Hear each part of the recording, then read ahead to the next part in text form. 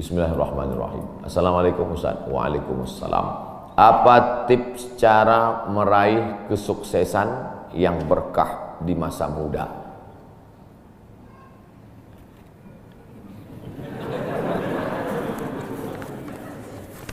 Saya tidak pernah bercita-cita menjadi apapun. Cita-cita saya dulu cuma satu, bagaimana membahagiakan orang tua. Itu saja. Ya Allah, aku sekolah, tak tahu dulu pulang mau jadi apa. Yang penting bisa membahagiakan orang tua. Itu saja. Jadi setelah itu sampai, ya sudah. Bisa menyenangkan hati orang tua. Bisa, itu saja. Maka selalu saya sampaikan di kampus-kampus kepada mahasiswa, kalian kalau belum bisa membahagiakan orang tua, jangan menyusahkan orang tua. Ini kadang baru ngelihat namanya aja di HP dah kumat darah tinggi emaknya. Kalau belum bisa membahagiakan dia, jangan menyusahkan dia. Maka saya di Mesir 4 tahun tak pernah saya minta duit. Tiba-tiba udah sampai ke Mekah. Mak, aku udah di Mekah. Dari mana kau dapat ongkos? Ada tabunganku sikit-sikit. Pergi ke Mekah, kerja, pulang, bayar hutang. Jangan pernah menyusahkan orang tua. Oleh sebab itu cita-citanya yang pertama mencari ridha Allah. Ridha Allah fi ridhal walidain wa sukhutullah fi sukhutil walidain. Pulang saya ke kampung, saya mau beli tanah berapa meter, ternak lele, tanam cabai, daun ubi, malam mengajar ngaji. Cita-cita saya kecil aja. Tak ada cita-cita mau jadi ustadz viral disambut di airport, tak ada. Terus kata mak saya, masa kau S2 tinggal di kampung, pergilah ke kota. Akhirnya saya menghonor jadi dosen, siang jadi dosen, malam ceramah di masjid, direkam, diupload, khutbah diupload, like and share, akhirnya viral. Diusir beberapa kali, makin viral. Dibully, makin viral. Akhirnya yang membuli saya taubat sekarang. Ini orang makin dibully, makin viral. Udah kita diamin aja lah. Itu semua itu kerja kita atau kerja Allah? Kerja Allah. Kerjakan kerja kita, urusan Allah, biar Allah yang urus. Kita hidup ini sama macam bawa pancing.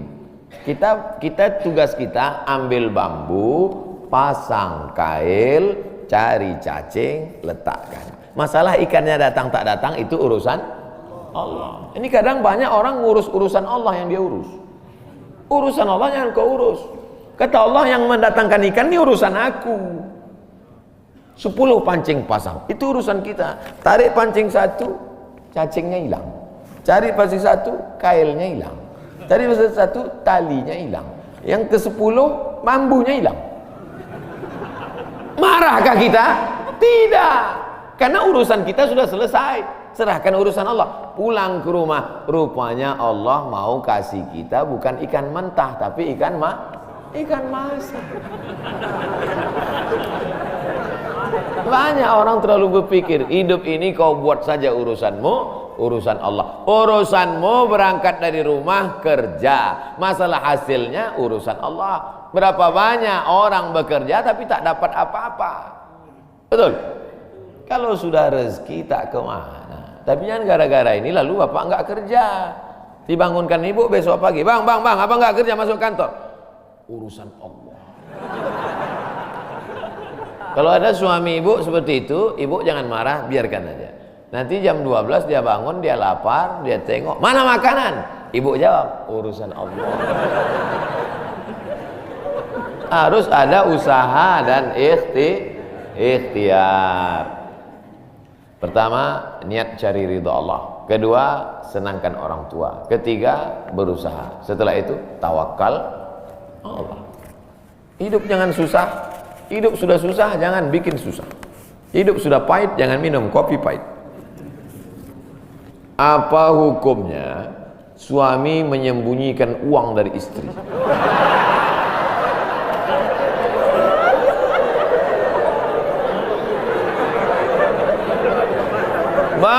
Bang, kata istrinya. Bang, ini duit apa bang? Duit sial. Kok duit sial? Udah kusembunyikan kau dapat juga.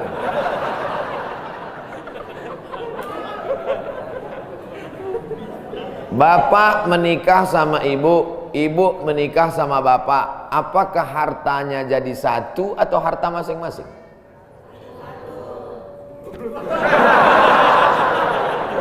Mereka mau hartanya jadi satu dan bapak ketakutan. Itu yang saya baca. Sekarang kita baca ayatnya. Walakum nisfu ma taraka azwajukum illam yakul lahunna walad. Kalau istrimu meninggal kau dapat 50% hartanya kalau tidak ada anak. Fa in kana lahunna waladun, kalau dia punya anak, falakumur rubu'u, kamu dapat 25%. Sekarang saya tanya, hartanya nyatu atau pisah?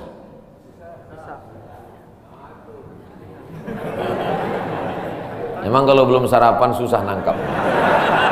Saya ulang sekali lagi. Walakum nisfu ma taraka azwajukum. Hai para suami, kamu dapat setengah harta istrimu kalau tidak ada anak.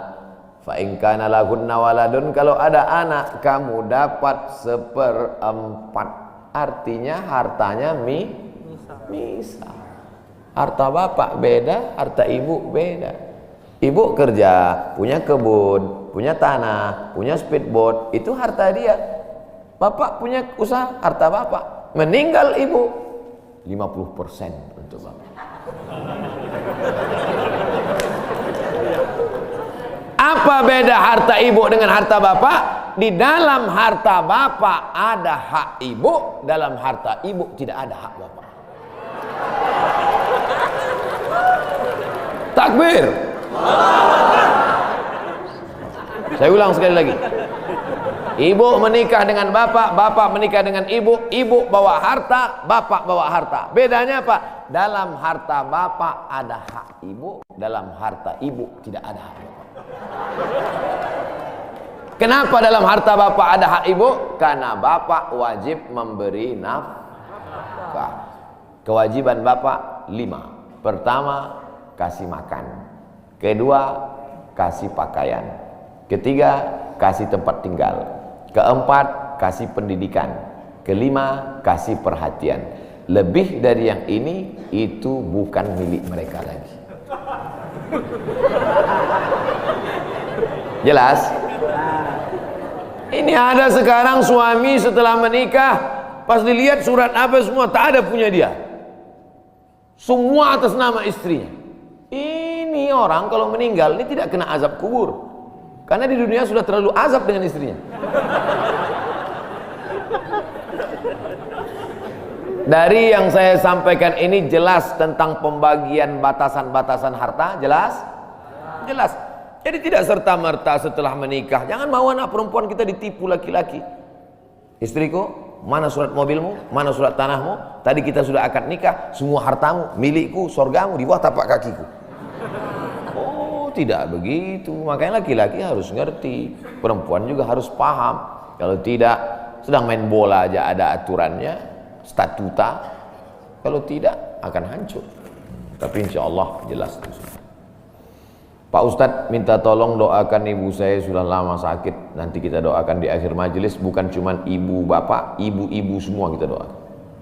Bagaimana niatnya doanya? Bagaimana niatnya doanya mandi taubat? Nawaitu, aku berniat ghuslat taubat, mandi taubat. Saya nggak bisa bahasa Arab Pak Ustadz, bahasa Indonesia, bahasa Makassar, bahasa Jawa, bahasa Batak, bahasa Mandailing, bahasa Aceh. Saya niat mandi taubat karena Allah Ta'ala. Bagaimana cara mandinya Pak Ustadz? Seperti mandi wajib, basah dari ujung rambut sampai ke ujung kaki. Di mana mandinya Pak Ustadz? Di laut bisa. Kolaka ini 30% saja daratan Pak Ustadz, yang 70 adalah lautan. Nah, mandi di laut. Apalagi kalau sampai ke tengah laut, bukan cuma dosanya hilang, orangnya hilang sekali.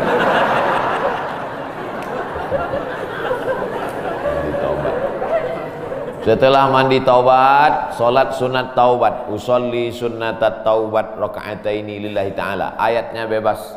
Ayat apa yang paling panjang? Hafal kau amma yatasaalun? Tidak. Wadduha? Tidak. Kulhu? Hafal apa aja kulhu. Di sujud terakhir banyak berdoa. Berapa kali solat sunat taubat sehari? Sebanyak-banyaknya. Kami dulu dipesankan guru kami, pagi sholat sunat taubat, siang sholat sunat taubat, petang sholat sunat taubat, sebanyak-banyaknya sholat sunat taubat, sholat sunat taubat, sholat sunat taubat, sholat sunat taubat. Usolli sunat taubat raka'atain lillahi ta'ala. Ma min muslimin yuznibu dzamban, ada orang yang silap salah berbuat dosa, summa yatatahhar, bersuci, berwudu, mandi, taubat, summa yusolli raka'ataini, sholat sunat 2 rakaat, summa yastaghfirullah, minta ampun kepada Allah, illa ghafarallahu lah, Allah mengampunkan dosa-dosanya. Bulan Rajab banyak-banyak taubat, bulan Sya'ban tingkatkan ke taubat, masuk ke dalam bulan Ramadan insyaallah mendapatkan Lailatul Qadri khairum min alfi syahr. Semoga Ustaz senantiasa diberikan Allah kesehatan, amin. Saya dari Medan. Ada juga orang kampung saya di sini. Bagaimana cara bakti seorang anak, cara membahagiakan orang tua berjarak jauh dengan kita, sedangkan bertemu dekat bersama orang tua mungkin hanya 1 tahun sekali, Idul Fitri saja, karena harus bekerja di PT Antam Tbk Sulawesi Tenggara. Ada sesuatu yang tak bisa kita bayar dengan uang, tak bisa dibayar dengan uang. Yang bisa merasakan ini orang yang orang tuanya sudah meninggal, yang masih hidup tak bisa. Lam ya'rif man lam yadhuq, yang tak pernah merasakannya tak bisa menceritakannya, karena tak bisa dirasakan.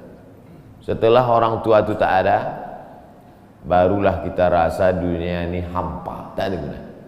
Duit itu tak ada gunanya, mobil itu tak ada gunanya, rumah itu tak ada gunanya, apapun tak ada gunanya. Waktu dapat saya gelar doktor dari Sudan, pulang saya ke rumah, tak ada gunanya, tak bisa lagi diceritakan.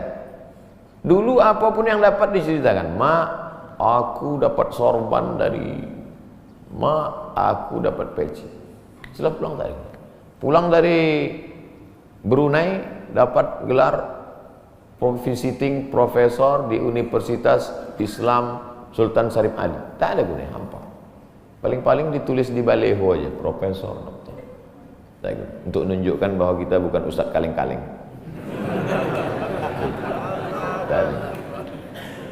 Nanti setelah dia tidak ada, barulah kau cari mana kain yang pernah dia pakai dulu, mana sajadah yang dulu dia pakai waktu sholat, di mana dia dulu sering duduk. Bekas tempat duduknya aja pun bisa menghilangkan rindu. Bekas tempat dia duduk dulu, tempat dia duduk makan kacang sambil minum teh, duduk kau di situ bisa menghilangkan rindu. Quran yang dia baca dulu lengkap dengan rehalnya, bangun kau tengah malam, kau bentang sajadah, duduk kau di situ, kau buka Quran yang dia baca dulu, hilang rindu.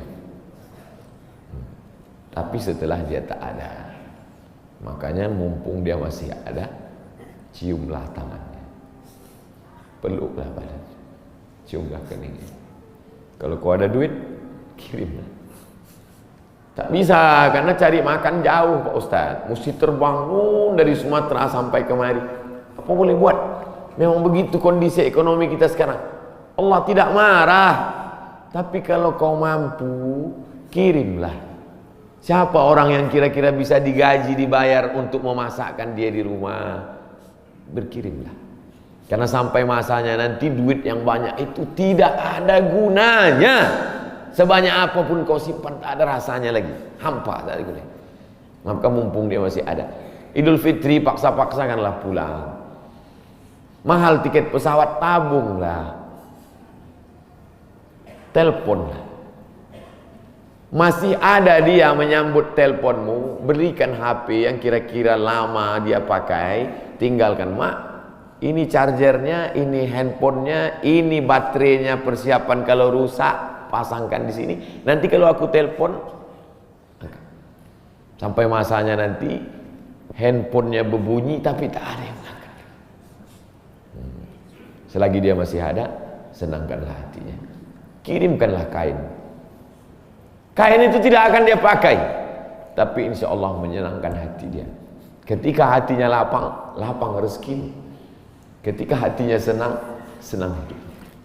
Tapi kalau sudah hatinya sempit, meleleh air matanya rindu karena tak pernah kau telepon, disitulah awal azab Allah datang. Kau akan berenang dalam kesengsaraan. Mudah-mudahan Allah mengampuni dosa kita semua. Dosa ibu bapak.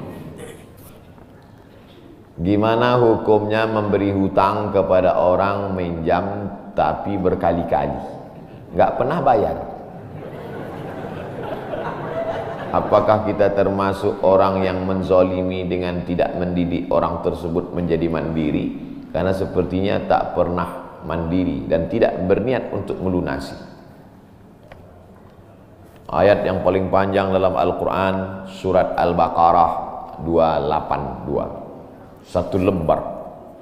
Bukan tentang puasa, bukan tentang sholat, bukan tentang baca Quran, bukan tentang zikir, tapi ayat yang paling panjang tentang bayar hutang. Sholatnya banyak, puasanya banyak, zikirnya banyak, baca Qurannya khatam, tapi kalau bayar utang tak dibayar, di akhirat kau akan cari dia. Oleh sebab itu ada orang mati syahid. Oh, mati syahid. Orang mati syahid enggak merasakan sakratul maut. Orang mati syahid enggak merasakan azab kubur. Orang mati syahid tidak merasakan hisab. Orang mati syahid langsung masuk surga. Ilat dain, kecuali hutang. Makanya kalau ada orang menagih hutang, itu dia bukan pelit. Dia sedang menyelamatkan saudaranya dari makan haram. Makanya datang ke rumah dia. Habis pengajian nih langsung datang. Assalamualaikum, waalaikumsalam. Kau mau menagih ya? Aku bukan mau menagih, tapi menyelamatkanmu, anak cucumu, istrimu, tetanggamu dari makan haram. Ya ayyuhalladzina amanu, hai orang-orang yang beriman, hai orang yang percaya bahwa setelah mati dia akan hidup lagi menghadap Allah. Idza tadayantum bidainin, kalau kau menjalin transaksi hutang piutang, ila ajalim musamma, sampai ke batas waktu tertentu, faktubuh, tulis, saya pinjam kepada kamu 500.000, akan saya bayar pada bulan Mei. Tahunnya jelas. Banyak juga bulan Mei, maybe yes, maybe no. Bulan berapa? Bulan Mei tahun 2020. Oke. Sekarang bulan Maret, April, 1 Mei 2020 datang tagih. Kapan kau bayar? Mohon maaf aku nggak bisa, istriku baru meninggal, anakku pun sakit. Itu jangan kau cerita panjang lebar, tak tahan air mataku mau menetes. Kalau dia dalam kesulitan, fanaziratun ila maisarah, tunggu sampai dia lapang. Maisarah artinya lapang. Tunggu sampai dia lapang. Setelah dia lapang, datang lagi bulan Juni. Kapan kau bayar? Aku belum bisa. Nampaknya lebih banyak ongkos minyak aku daripada uang yang kutagih. Yang paling bagus, wa anta saddaqu khairul lakum, kau sedekahkan itu lebih baik. Karena aku pun makin datang makin kumat darah tinggiku, kolesterolku pun makin naik. Jadi untuk yang 500.000 itu ku sedekahkan aja, ambil. Tapi yang menghafal ayat ini yang ngasih pinjaman, bukan yang minjam. Sekarang banyak salah hafal, yang minjam pula yang hafal. Begitu kita tagih, kapan kau bayar? Wa anta saddaqu khairul lakum, kau sedekahkan itu lebih baik. Itu ayat aku. Ayat kau 8282. Banyak sekarang orang salah hafal ayat. Jadi dalam Islam hutang piutang adalah ajaran tolong menolong tertulis dalam Quran. Namanya fikih muamalah. Ada fikih ibadah, sholat, zakat, puasa. Ada fikih jihad, jihad fisabilillah. Ada namanya fikih muamalat. Hutang piutang, gadai menggadai, pinjam meminjam, murabahah, mudharabah, bagi hasil.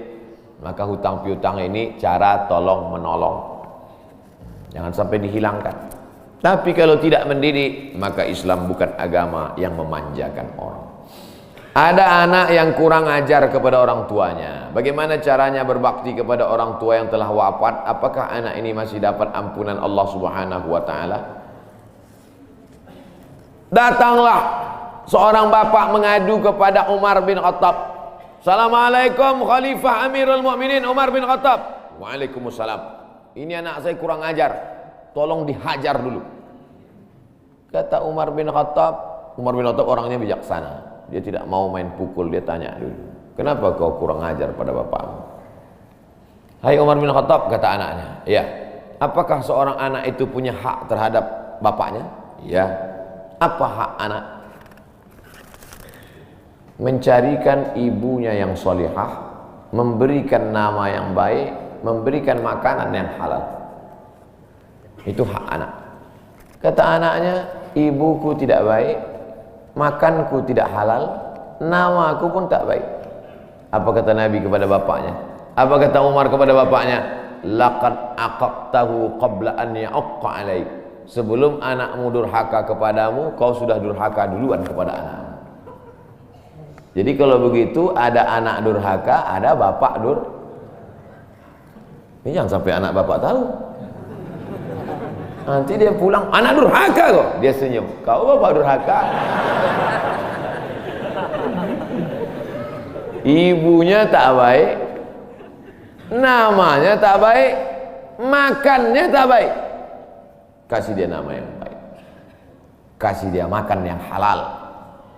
Kadang-kadang kenapa otaknya tak lurus? Karena makannya tak halal. Dikasih dia makan riswah, makan sogok, makan haram. Kenapa kau kasih makan haram? Gimana lah Pak Ustadz, yang haramnya aja pun payah. Astagfirullah.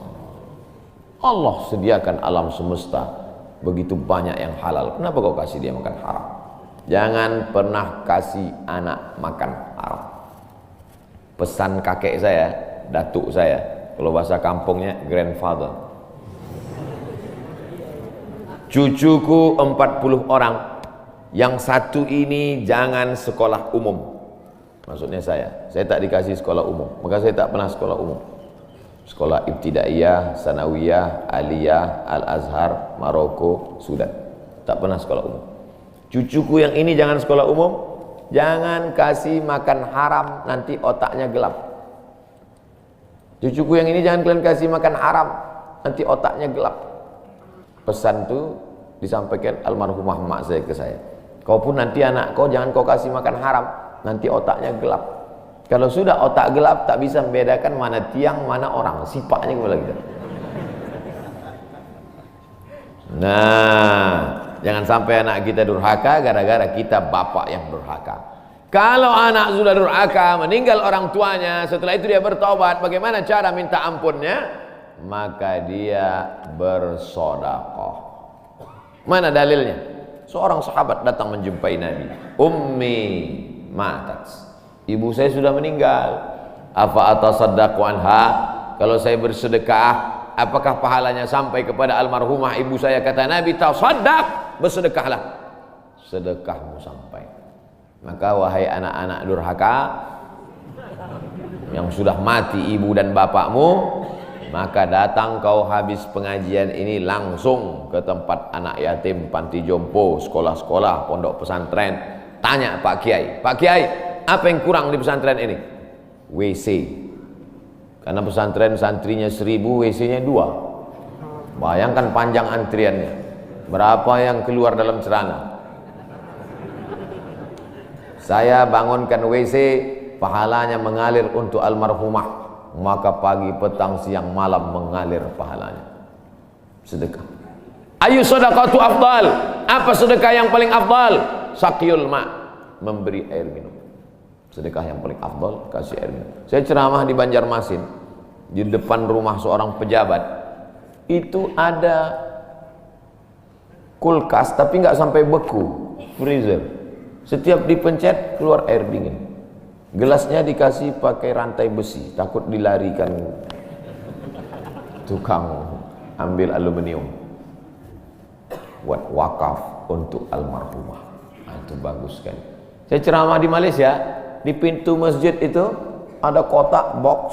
Kalau kita ambil satu botol, keluar botol baru. Ambil satu botol, keluar botol baru. Wakaf untuk, itu bagus, sedekah. Jangan sedekah teh botol, nanti dia kena diabetes. Air putih, ini bagus, mengalir. Sedekah sumur bor, pergi ke masjid, putar keran nggak ada air. Tanya pengurus masjid, Pak pengurus, ya mana sumur bor? Nggak ada, saya buatkan. Langsung bunyi. Itu berarti cash itu. Begitu cara berbakti pada orang tua dengan sodakoh. Tapi Pak Ustadz, saya jangankan sodakoh, makan saya pun Senin Kamis Pak Ustadz doa, Allahumma fir lahu warhamhu wa'afihi wa'fu anhu. Bangun tengah malam, Rabbi firli wali walidayya warhamhuma kama rabbayani shaghira. Apa itu bid'ah? Bid'ah membuat sesuatu yang tidak dibuat oleh Nabi Muhammad SAW. Tidak ada dalilnya dari 3 aspek: qauli, fi'li, taqriri. Perbuatan yang tidak ada dalilnya bid'ah. Jangan dikatakan perbuatan yang tidak dibuat Nabi bid'ah. Perbuatan yang tak ada dalilnya bid'ah. Karena kalau dikatakan yang tidak dibuat Nabi bid'ah, Nabi tidak pernah pakai peci. Tunjukkan saya mana hadis Nabi pakai peci. Berarti peci ini bid'ah. Nabi mimbarnya tangganya dari depan. Ini masjid tangganya dari belakang. Berarti mimbar ini bid'ah. Mimbar Nabi tangganya dari depan, 3 lantai, 1, 2, 3. Jadi yang dimaksud dengan bid'ah perbuatan yang tidak ada dalilnya. Misalnya jam 12 siang ada bapak-bapak di panas terik tegak menghadap matahari. Pak, bapak ngapain? Aku mengagungkan Allah di bulan Rajab. Bid'ah itu. Karena tidak ada dalilnya sama sekali. Tapi selama ada dalilnya, tidak boleh kita katakan orang itu melakukan perbuatan bid'ah. Malam Jumat baca Yasin. Kumpul 10 orang baca Yasin. Yasin wal Qur'anil Hakim innaka laminal mursalin. Bid'ah. Loh. Coba lihat dalilnya. Yang dibacanya itu Quran apa Quran? Quran. Baca Quran apa pahala? Yasin itu Quran atau enggak Quran? Quran. Man qara'a Yasin fi lailatin, siapa yang baca Yasin suatu malam, asbaha maghfuran lah. Subuhnya sudah diampuni dosanya. Mestinya baca Quran itu semua, tapi karena dia enggak sanggup semua, dia pilih hati Quran. Hati Quran itu Yasin. Sentuhlah dia tepat di hatinya, dia akan jadi milikmu untuk selamanya. Makanya orang sebelum ngapal Quran semua, yang dihafal hatinya dulu. Itu sebelum ngapal Quran, yang dihafal hatinya dulu. Apa hati Quran? Ya Yasin. Tapi jangan hatinya aja seumur hidup, yang lain juga. Nah, jadi jangan salahkan orang baca Yasin. Baca Yasin bid'ah. Loh, Yasin kan Quran. Baca Yasin malam Jumat nggak masalah. Seumur hidup baca Yasin masalah. Karena banyak surat yang lain. Baca juga Al-Fatihah, Al-Baqarah, Al-Nisa, Ali Imran, An-Nisa, Al-Maidah, Al-An'am. Nah, jadi mudah. Perbuatan tidak ada dalilnya bid'ah. Selama ada dalilnya tidak bid'ah. Ustadz, kiat-kiat apa yang kami lakukan sebagai guru kepada anak didik kami sebelum dan sesudah mengajar agar ilmu mudah dimengerti? SDIT Al-Farabi. Aristoteles, Socrates, Thales, Demokritos itu adalah pemikir-pemikir dari Greek, Yunani kuno. Pada masa abad kedua datang seorang khalifah bernama Abu Ja'far Al-Mansur. Semua buku-buku dari Yunani diterjemahkan. Nama lembaganya Dar Al-Hikmah, Dar Rumah Hikmah Ilmu Pengetahuan. Dibuatlah Dar Al-Hikmah, Rumah Ilmu Pengetahuan. Diterjemahkanlah dari bahasa Yunani ke dalam bahasa Arab. Akhirnya orang Islam pun jadi dokter, Avicenna. Karena orang barat payah menyebut Ibnu Sina. Averroes, Ibnu Rushd. Tapi ada seorang yang bergelar the second teacher. First teacher Aristoteles, second teacher Al-Farabi. Ternyata Al-Farabi ini bukan dari Arab, tapi dari Pomalaa. SDIT Al-Farabi. Ini supaya wali murid tahu. Anak ibu di mana? SDIT Al-Farabi. Al-Farabi itu artinya apa? Ya SDIT. Al-Farabi itu di barat dia diberi gelar the second teacher. Guru pertama Aristoteles, guru kedua adalah Al-Farabi, saking cerdasnya. Artinya apa? Dia tidak hanya diakui dalam Islam tapi juga di luar Islam. Kenapa dikasih nama Al-Farabi? Karena ingin anak-anak kita dalam kepalanya tidak hanya fisika, biologi, kimia, matematika, bahasa Inggris, tapi juga dalam kepalanya ada Quran, hadis, fikih, akidah, akhlak, dan bahasa Arab. Sehingga nanti dia akan menjadi ekonom, tapi ekonom yang beriman. Dia akan menjadi filosof yang bertakwa. Inilah cita-cita alumni Al-Farabi insyaallah. Amin ya rabbal alamin. Nah, yang pertama kali menjadi guru itu adalah ikhlas. Karena kalau gurunya ikhlas, cakapnya masuk ke hati. Kalau dari mulut ke mulut juga masuknya. Tapi kalau dari hati ke hati juga masuknya. Kira-kira yang saya sampaikan tadi, saya mulai tadi jam 5.15, sekarang jam 6.05, dan 50 menit saya bicara. Masuk tak ke hati Bapak Ibu? Kalau tak masuk ke hati Bapak Ibu, berarti yang ceramah itu enggak dari hati. Dari mulut ke mulut juga masuk. Jangan sampai ke mulut pun tak masuk.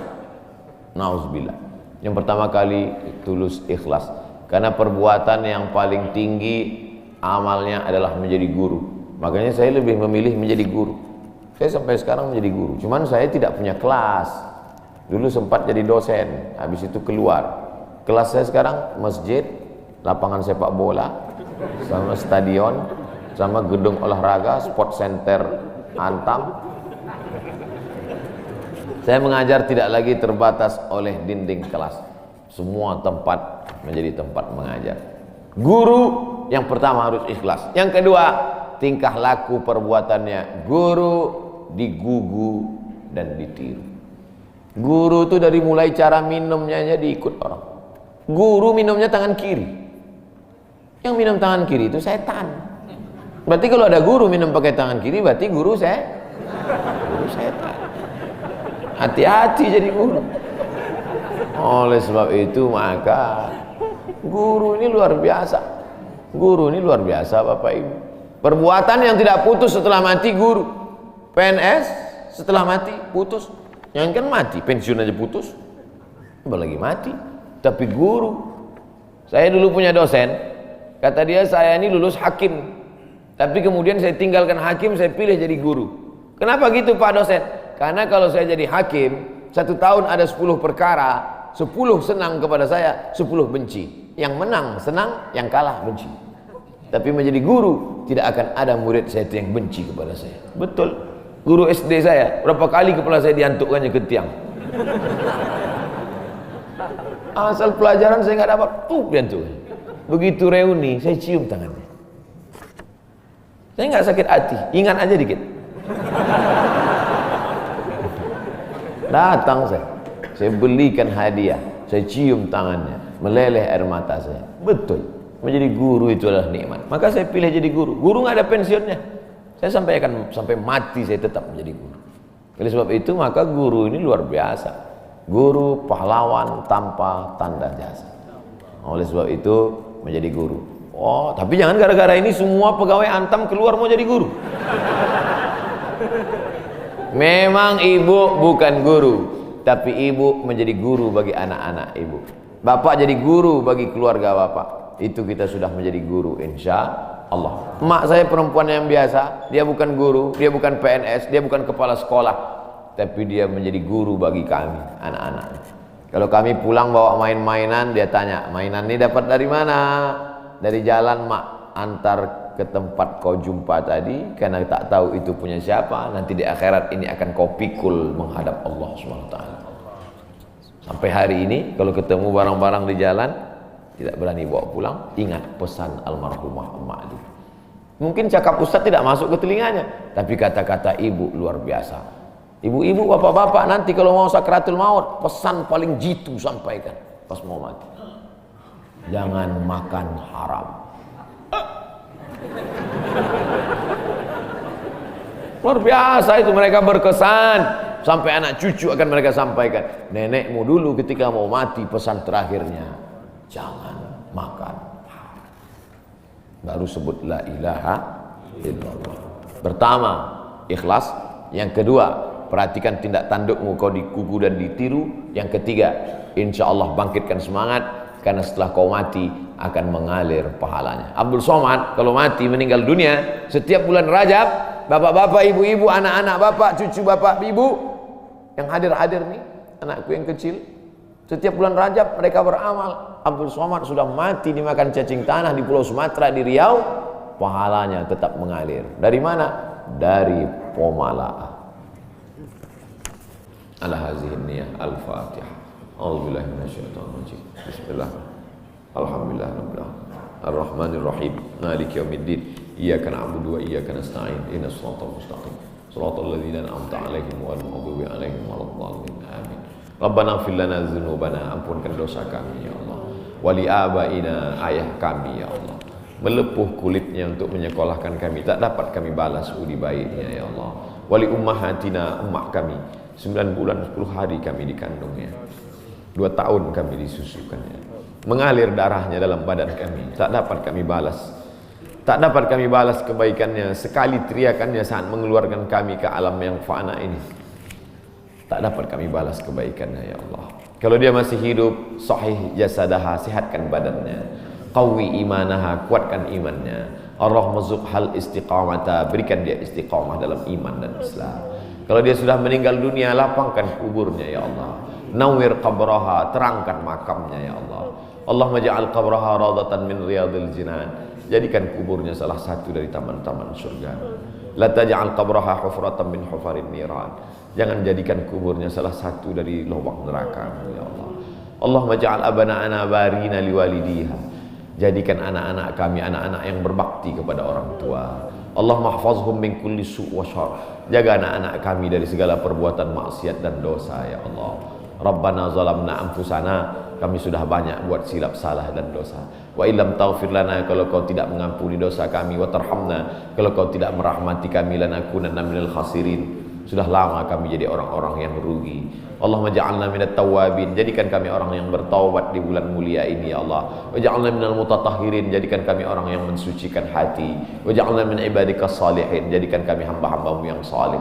Allahumma ja'al akhira kalamina inda intihai ajalina, kalau ajal kami sampai, malaikat maut tiba mencabut nyawa kami, jadikanlah yang terakhir keluar dari mulut kami la ilaha illallah Muhammadur Rasulullah SAW. Kalimatu haqqin 'alaiha nahya, dengan itu kami hidup, wa 'alaiha namutu, dengan itu kami mati, wa biha nub'atsu, dengan itu kami nanti akan dibangkitkan di padang mahsyar.